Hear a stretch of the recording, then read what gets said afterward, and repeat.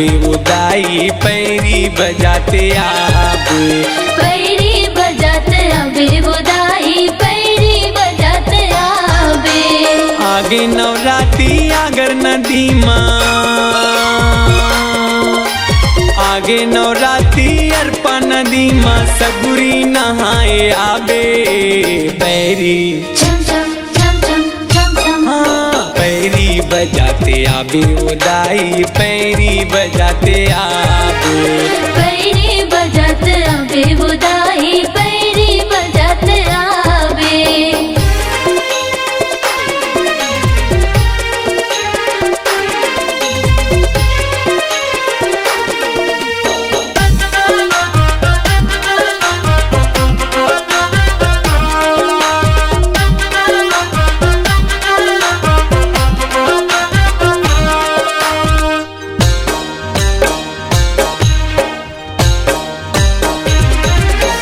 रतनपुरी ले आबे उदाई लखनी महामाई। डोंगरगढ़ बमलेश्वर दाई घटारानी जतमाई।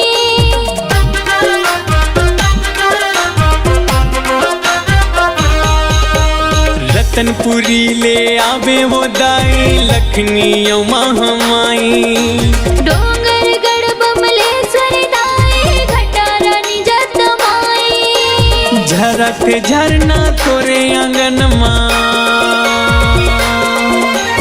बहत नदिया तोरे भुवन माँ सगुरी नहाए आबे पैरी।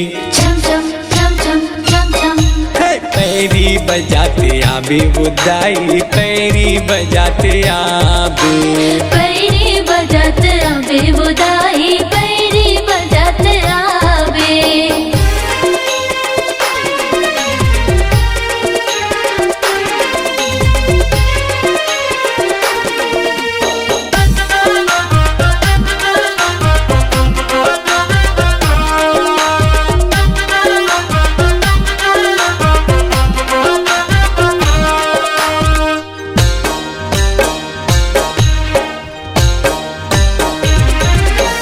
आबे मुंगेली ले शक्ति माई रायपुर ले बंजारी। आबे बूढ़ी माई रायगढ़ वाली महासमुंद खल्लारी।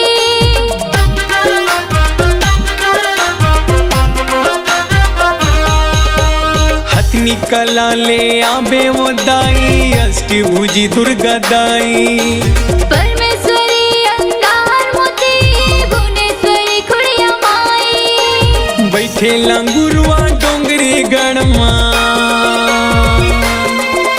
सोचते हावे मने वो मनमा आबे के नहीं आबे पैरी। हाँ पैरी बजाते आबे उदाई पैरी बजाते आबे। पैरी बजाते आबे उदाई पैरी बजाते आबे।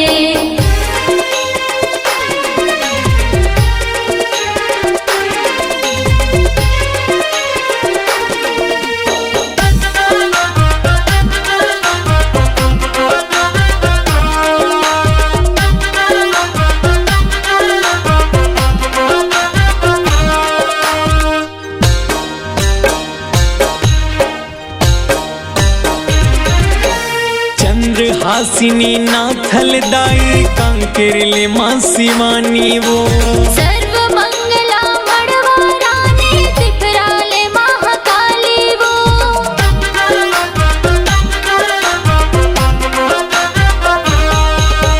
चंद्र हासिनी नाथल दाई कांकेर ले माँ शिवानी वो। सर्व मंगला मड़वा रानी तिफरा ले महाकाली वो। महानदी अवर पापैरी आहा उदाई सब बहिनी न्योता जन भुलाबे पैरी। हाँ पैरी बजाते आबे उदाई पैरी बजाते आबे।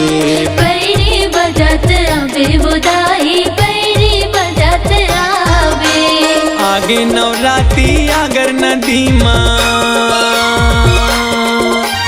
आगे लागे नवराती अर्पा नदी माँ सगुरी नहाए आवे पैरी छम छम छम छम छम छम। हाँ पैरी बजाते आवे उदाई पैरी बजाते आवे पैरी बजात आवे उदाई पैरी बजात आवे। पैरी बजाते आवे उदाई पैरी बजाते आवे पैरी बजात आवे उदाई पैरी बजात आवे। पैरी बजाते आवे उदाई पैरी बजाते आवे।